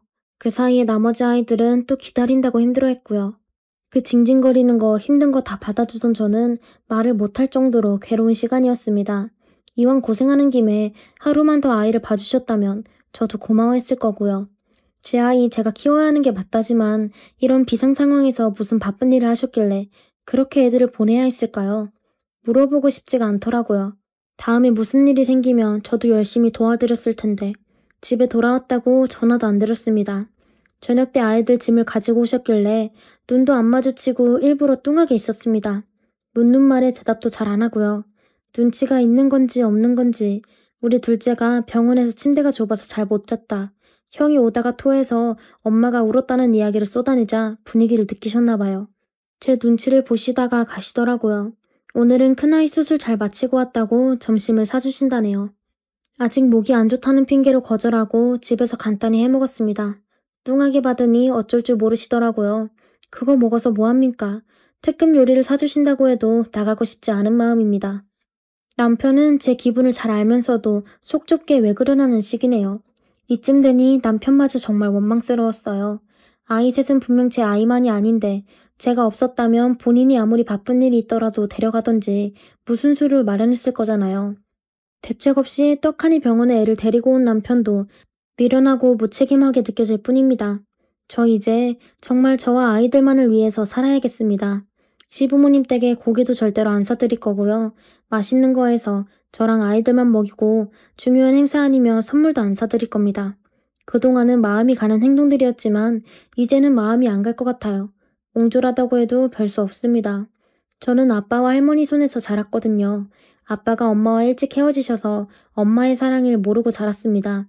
그래도 아빠가 누나들이 많아서 고모들 사랑과 할머니의 사랑까지 잘 받고 잘 자랐습니다. 그래서 엄마의 빈자리에 대한 외로움을 북적북적 시끄러운 고모네 가족들의 사랑으로 대신 극복했습니다. 고모들이 항상 마음 아픈 손가락인 저에게 뭐든 챙겨주려고 하셨고 그걸 배우고 자라서인지 시댁에도 챙겨드리고 베풀려고 했던 것 같습니다.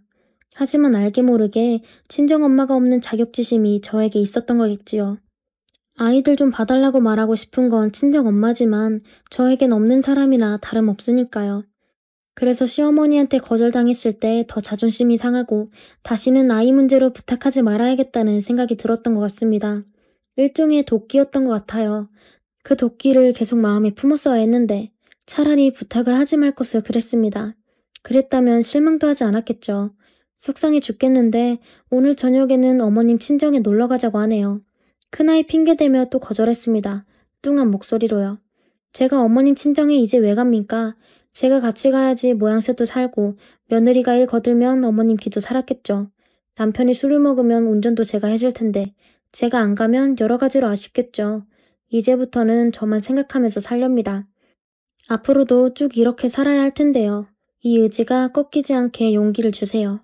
후기입니다. 오랜만에 글을 씁니다. 사건은 더 이상 없으면 했는데 또 일이 터져서 몇 자 적어보아요. 일종의 후기라고 생각해주세요. 마지막에 말했던 어머님 친정 모임은 결국 어머님과 남편만 다녀왔습니다. 그리고 그날 남편과 대판했습니다. 나름 성격이 불필요한 말을 안 하는 스타일이라 남편과도 잘 안 싸우는데 정말 서운한 일이 생기니 불같이 싸움을 하게 되더군요. 남편은 그렇게 어른한테 서운한 티를 내야 하냐고 하는데 제가 이래저래 다 남보다 못하고 엄마라는 이유로 너무 서글프다고 펑펑 울고서야 싸움이 끝났습니다. 그 뒤로는 어머님은 어쩌다가 연락 오셔서 눈치만 보시고요. 그러다가 이번에는 제가 팔이 다치고 말았네요. 욕조에서 미끄러질 뻔한 거 손을 먼저 짚었는데 잘못되었는지 손목뼈가 부러지고 말았습니다. 다행히 수술은 면했어요. 불행히 오른손을 다치고 말았으니 애들 케어가 전혀 안 되는 상황이 된 거죠. 불현듯 그때 일이 생각나면서 아무도 나를 도와주지 않을 거라는 생각이 들더군요. 남편이 어머님께 부탁하자는 거 정색하며 거절했습니다. 또 며칠 만에 바쁘시다고 하실 텐데 뭐하러 부탁하냐고. 제주도에 사는 70 넘은 저희 아빠를 불렀습니다. 아빠가 딱히 직업은 없으시고 간간히 배 타시며 일용직을 가끔 하시면서 쉬시는데 어릴 적 저를 키우신 나름 베테랑이셔서 아이들을 잘 보십니다. 또 체력도 좋으시고요. 그동안 시댁 근처에 사는 딸 혹시 누가 들까 잘 오시지도 않으셨습니다. 남편과 상의도 없이 아빠한테 부탁을 했죠. 비행기 끊어줄 테니 나 좀 도와달라고요. 그리고 아빠가 온 지 3일이 되었습니다. 대면 아빠랑 지낸다고 어색해하고 불편해하는 남편 모습이 왜 이리 꽃인지요. 그리고 아빠가 아이들만 돌봐주는 건데도 너무 편합니다. 사실 아빠가 이렇게 도움이 될지 몰랐네요. 어머니가 저녁에 반찬 주신다고 오셨는데 아빠를 보고 당황하시네요. 시어머니는 사돈이 계신 줄은 몰랐네요. 맛있게 먹으라고 고기 사왔어. 네, 도와줄 사람이 아무도 없어서 아빠한테 제주도에서 도와달라고 했어요. 내가 도와주면 되는데 왜 사돈까지 부르니? 너도 참 왜 그러냐? 어머니는 요가랑 친구들 만나셔야죠. 또 그러다가 저번처럼 병원에 애기들 맡겨두고 떠나버리실까 봐요. 라고 은근히 비꼬듯이 말했습니다. 그랬더니 얼굴이 빨개지면서 내가 그때는 많이 봐줬는데 그걸 그렇게 이야기하시면 오해하시겠다 사돈이. 어머니, 그때 제가 얼마나 힘들었는지 아세요?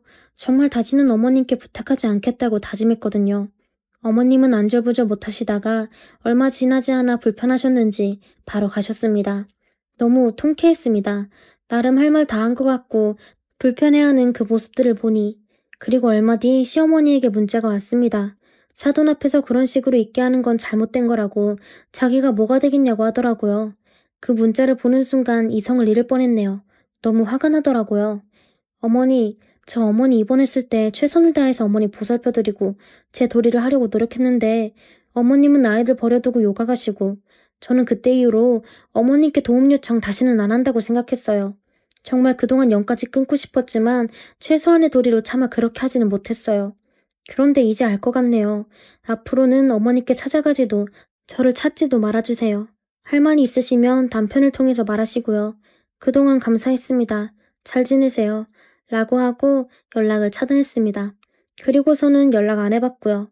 남편에게도 그 뒤로 얘기를 안 했는지 연 끊고 나니 너무 평화롭고 스트레스 안 받고 좋네요.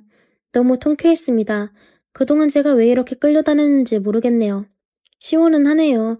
친정에 있는 게 이런 기분인가요? 처음 느껴보는 기분이지만 왠지 든든하고 눈물도 나고 그러네요. 아빠가 한 걸음에 달려주지 않았다면 또 혼자 어쩔 줄 몰라 하며 서글펐을 텐데 말입니다. 오랜만에 아빠 손을 보니 많이 쭈글쭈글해져서 가슴이 아프네요. 이렇게 시어머니와 연을 끊게 되었지만 앞으로 더 행복하게 살도록 노력할게요. 댓글로 조언해주신 여러분들께 다시 한번 감사 인사 드립니다. 저는 밀가루 음식을 참 좋아하는 사람 중에 하나였습니다. 평생 칼국수나 밀가루 음식만 먹고 살고 싶을 정도로 중독 수준이었고 그 중에 국수나 칼국수, 빵을 참 좋아했습니다. 그래서 친구들과 음식을 잘하는 맛집이 있으면 멀더라도 차를 타고 찾아다녔습니다. 그런데 시어머니 때문에 잠깐 쳐다도 안 본 적이 있었네요. 특히 칼국수 하면 떠오르는 일이 있었습니다. 제가 시어머니를 만나게 된 것은 칼국수로 유명한 곳에서 만나게 되었어요. 세상 참 좋구나라고 느낀 게 시어머니를 만나게 되면서입니다. 그런데 그 인연이 악연이 될 줄은 전혀 몰랐네요. 그 악연의 시작은 친구랑 주말에 약속을 하고 같이 칼국수 잘하는 곳으로 갔어요. 소문난 맛집이라 그런지 사람들로 많이 붐볐지만 줄을 서서 몇 시간을 기다려 먹을 수 있었어요. 기다림의 끝에 앉은 자리는 나쁘지 않았습니다.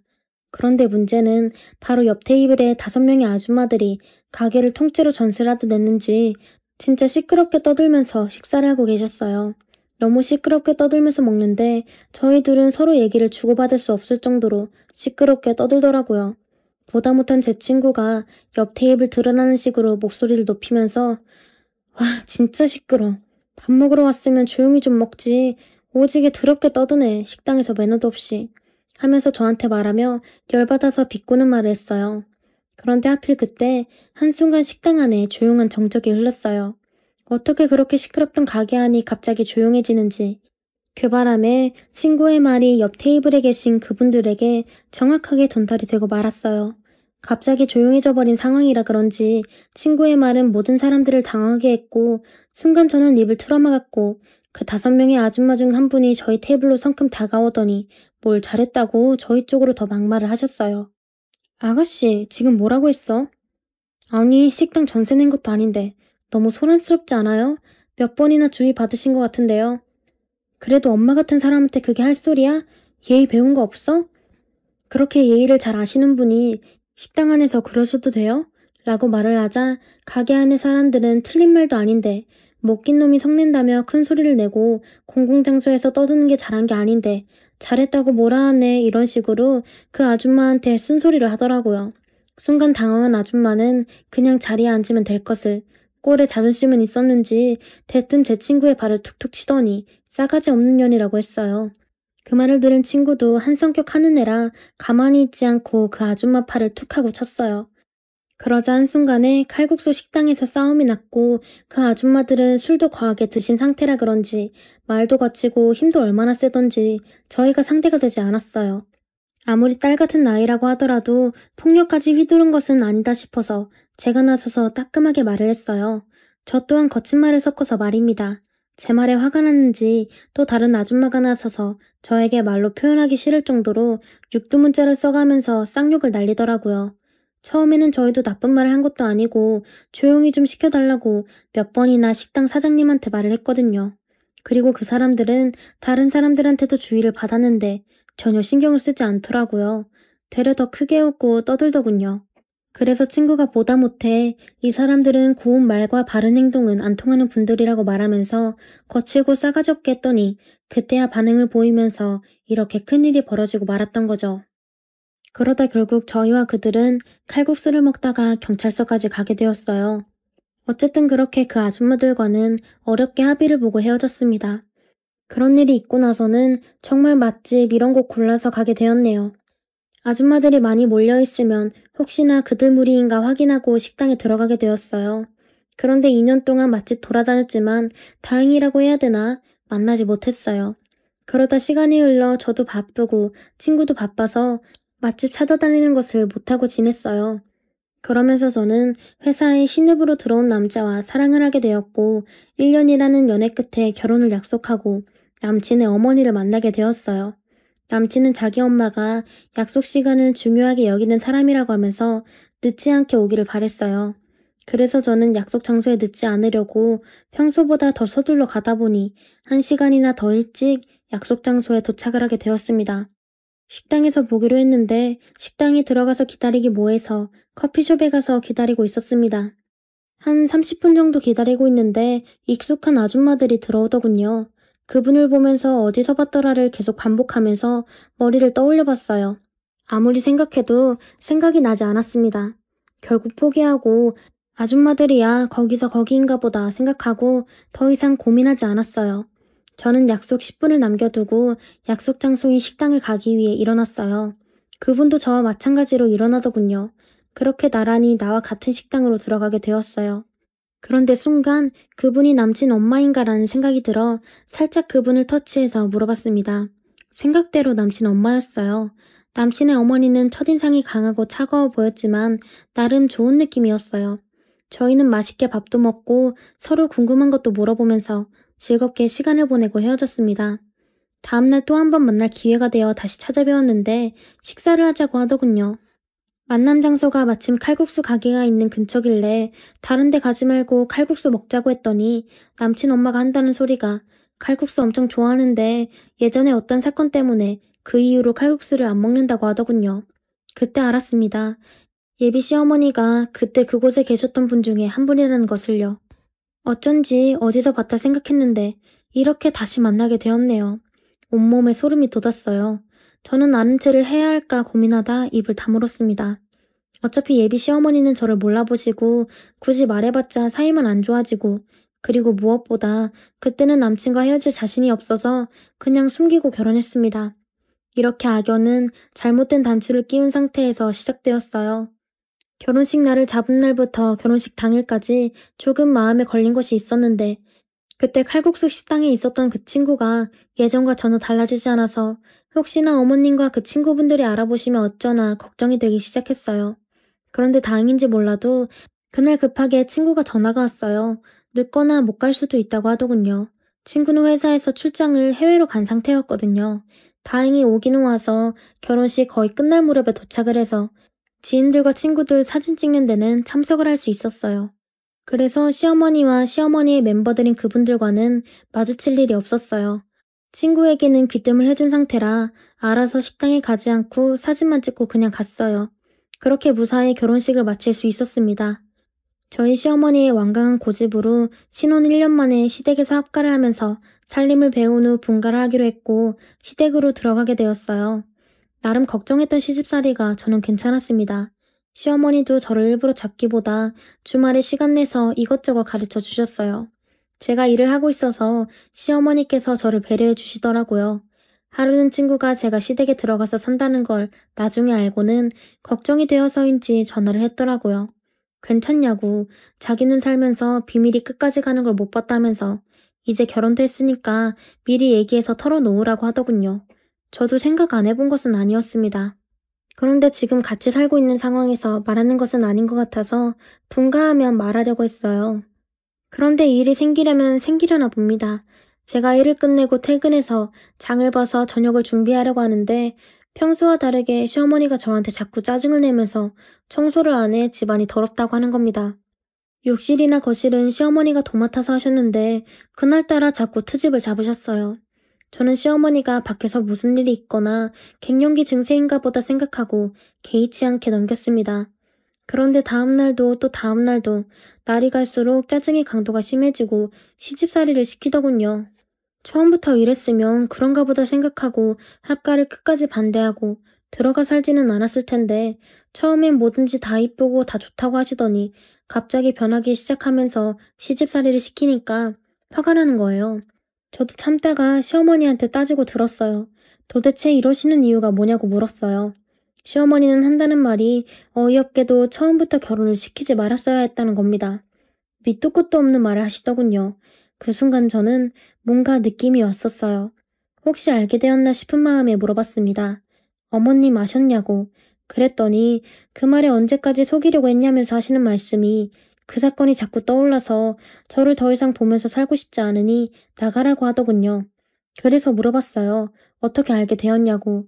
그랬더니 흥분해서 어머니 친구들이 와서 저의 결혼 사진을 보여주다가 제 친구들과 찍은 사진을 보고 시어머니 친구분들이 그때 일을 말해줘서 알았다고 하면서 신랑을 만나면서 10kg 정도 살을 빼서 몰랐는데 앞전에 말을 한 것처럼 친구는 그때의 그 모습 그대로여서 알아봤다고 하더라고요. 시어머니는 제가 묻는 말에 다 대답하더니 더 이상 볼 일 없으니 나가라고 했어요.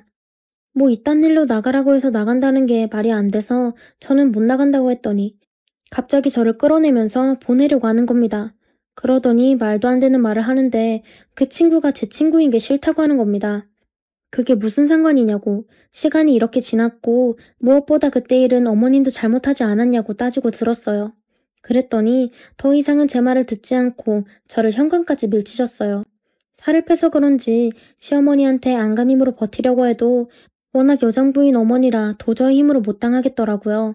저는 끝까지 안 나가려고 현관문을 양쪽으로 잡고 안간 힘으로 버티고 서 있었는데 그때 마침 신랑이 퇴근을 했어요.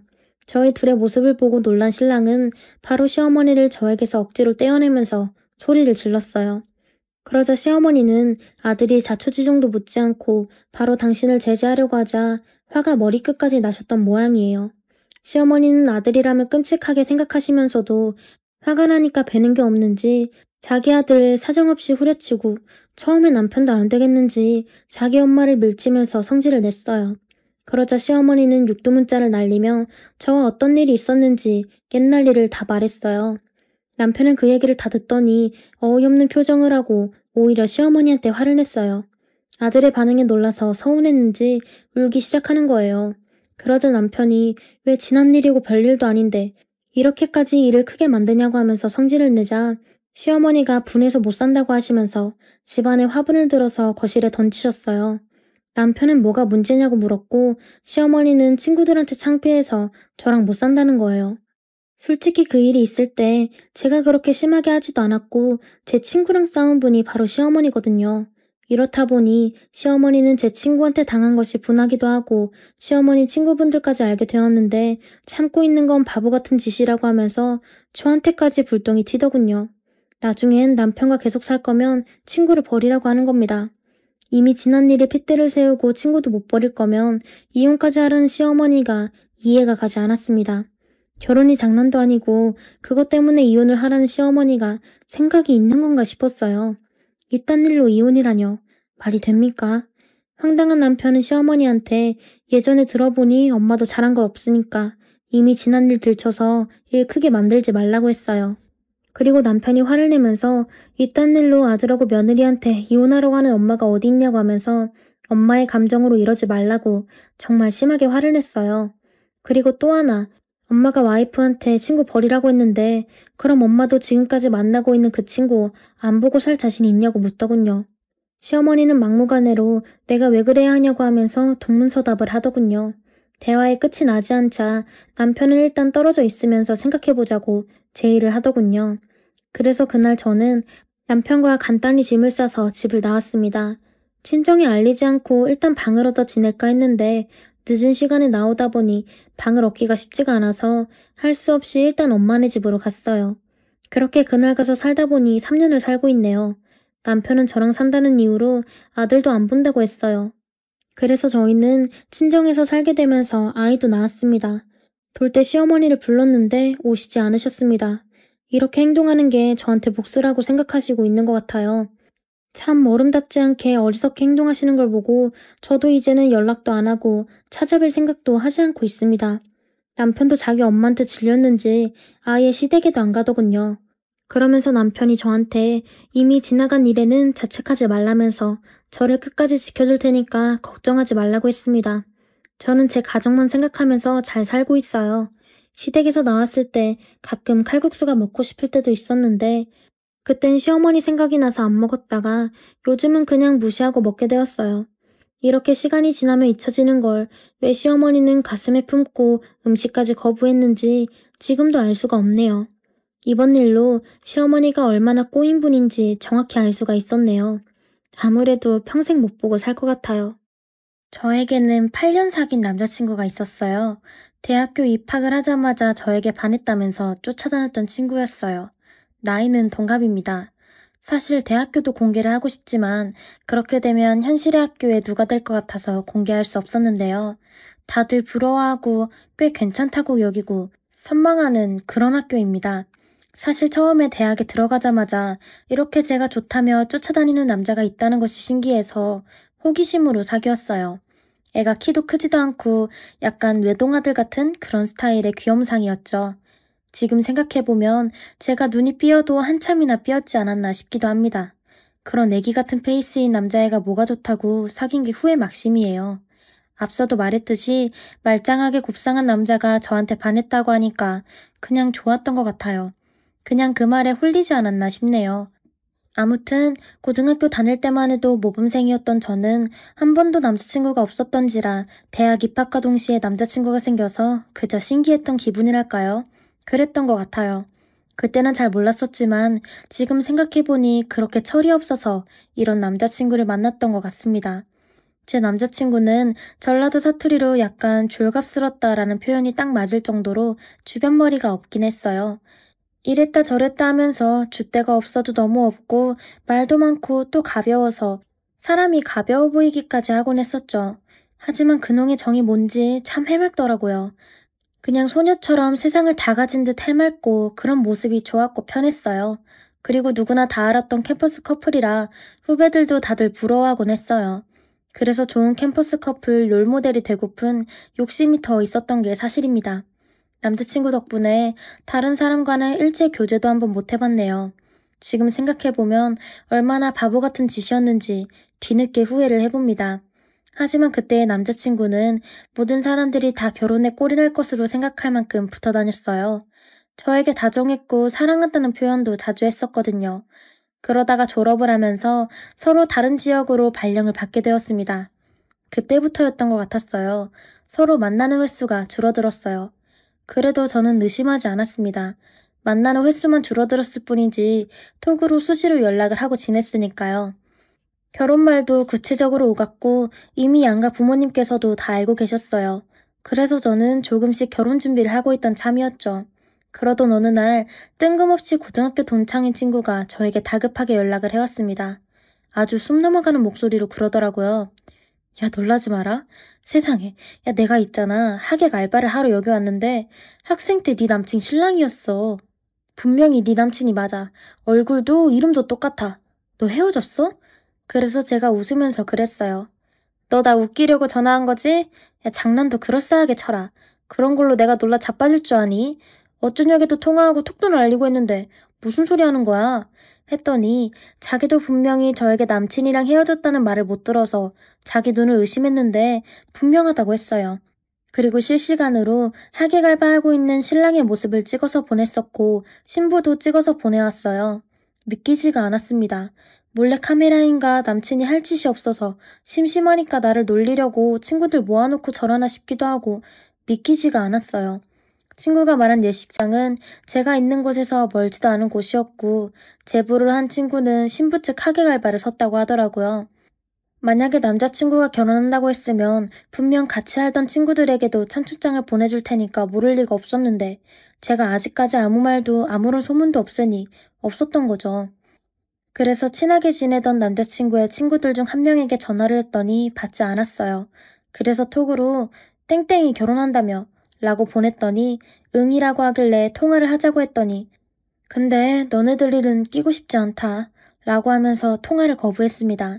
이것들이 장난하나 싶어서 또 다른 남친의 다른 친구에게 전화했더니 맞더라고요. 남친이 당분간 저에게 연락이 와도 받지 말라고 신신당부하고 결혼 말은 일절 꺼내지도 말라고 했더라고요. 당연히 저와 남친이 헤어진 줄 알고 있었어요. 제가 헤어진 적이 없다면서 화를 내니까 엄청 불편해하면서 끊었습니다. 이 정도 됐으면 이판사판이었어요. 캠퍼스 커플로 알려진 마당에 제가 혼자서 우스운 꼴이 될 뻔하니 제가 친구들 후배들에게 알렸어요. 제보해준 친구가 본인 인스타에 남친 동영상 다 퍼뜨려서 함께 2승차 들어가자고 했죠. 남자친구에게도 전화를 했지만 받지 않더라고요. 하객 알바로 예식장에 있는 제 친구는 곧 결혼식이 시작한다면서 어쩔 거냐고 물어봤어요. 두말할 것도 없이 당장에 쫓아가겠다고 했었죠. 남자친구 결혼식을 축하하러 달려서 갔는데 이미 식은 진행이 되었고 사진 촬영을 하고 있더라고요. 곧바로 달려가서 사진을 찍으려고 하는 남자친구에게 멱살을 잡고 흔들었습니다. 놀라서 사색이 된 얼굴로 남자친구와 친구들에게 저를 잡고 데리고 나가라고 하더라고요. 그렇지만 제가 얼마나 화가 났으면 초인적인 힘이 나더라고요. 양복을 입고 화장까지 떡칠해놓은 얼굴을 두 손으로 붙잡고 흔들다가 허리춤을 붙잡고 끌고 나왔습니다. 신랑 친구 측에서 서있던 남친의 친구들도 다 제가 잘 알던 인간들이었어요. 저를 말리려 하자 제가 그랬어요. 너네들도 다 짰니? 연락해주지도 않고 서울에서 결혼식 하는 거 너희들도 다 알고 온 거지?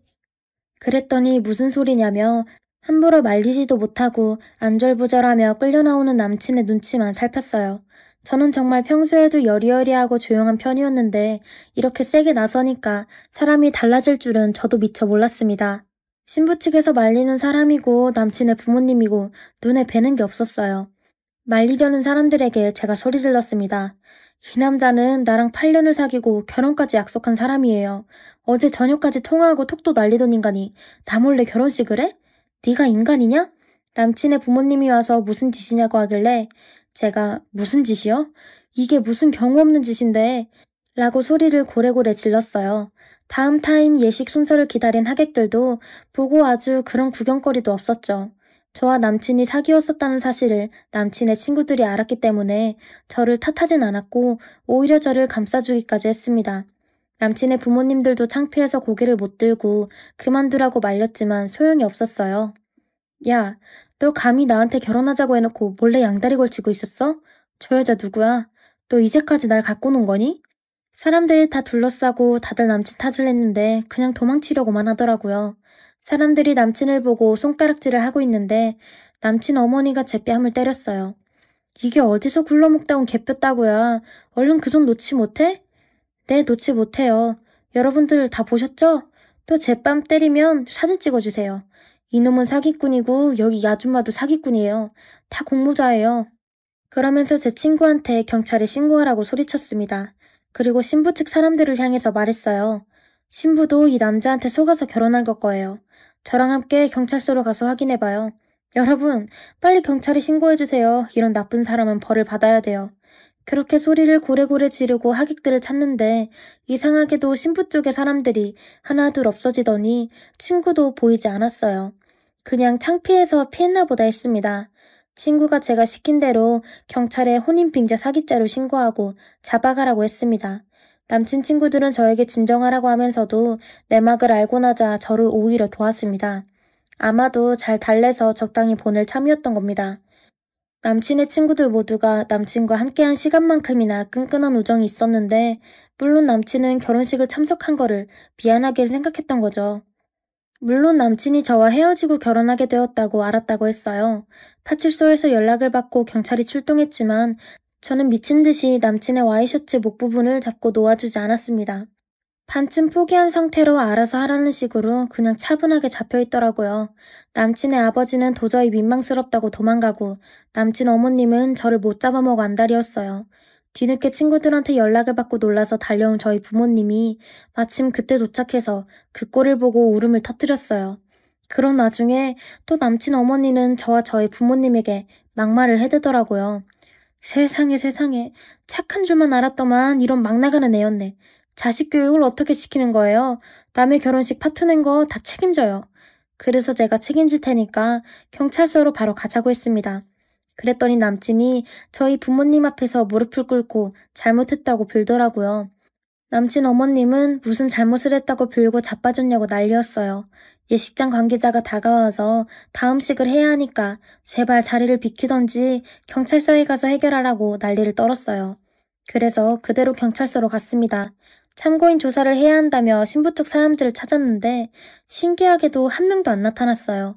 별일이다 싶더라고요. 저는 혼인빙자 사기죄로 남친을 고소를 했고 그동안 톡으로 나눈 대화 내용 다 제출하고 통화 기록도 다 보여줬어요. 그런 과정에서 남친이 제대로 당했다는 것을 알게 되었습니다. 어리버리 남친이 나 말고 아주 예쁜 애가 다가오니까 순식간에 뿅 가버린 거였어요. 나한테는 말도 못하고 주저하다가 계속 양다리를 걸친 거였죠. 결혼식을 했다고 하면 자동으로 제가 떨어져 나갈 줄 알았나 보더라고요. 그렇게 생각을 했다니 참 연기도 대단해 보였습니다. 사람이면 그러지 못할 텐데요. 아마도 남친은 사람이 아니었던 것 같았어요. 제가 잘못 봐도 한참이나 잘못 봤더라고요. 제가 남친을 8년을 사귀었어도 저런 인간인 줄 몰랐던 것처럼 남친도 저를 착한 성격으로만 알고 있었던 거죠. 이쁜 신부만 전과가 없었을 뿐이지 부모라고 했던 인간도 전과 사기범이어서 바로 수사에 들어가서 수배가 되었어요. 신혼살림을 차리는 돈도 다 남친 카드로 썼더라고요. 결혼 예물도 남친은 다이아를 넘겨주고 가짜 다이아를 받았고요. 사기를 당해서 넘어간 돈이 좀 된다고 해서 참 쌤통이다 싶었습니다. 이럴 줄 알았으면 차라리 더 크게 한몫을 당하라고 참았다가 움직이는 건데 아쉽기도 하더라고요. 뒤늦게 남친 부모님이 저와 저희 부모님에게 사과를 했습니다.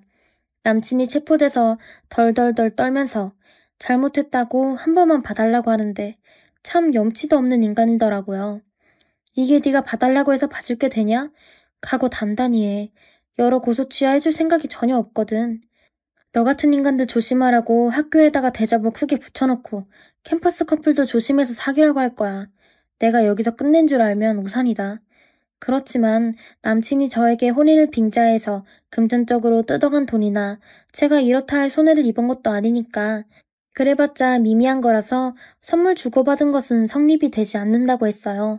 저희 부모님은 이 정도로 혼쭐을 내줬으면 된 거라고 하시더군요.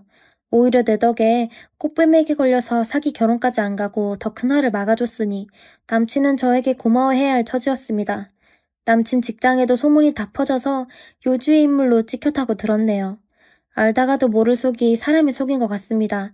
여러분도 열길 물속은 알아도 사람 속은 알 길이 없으니 믿는 토끼에 발등 찍히지 말고 내 것일수록 한 번 더 돌아보고 단속을 잘합시다.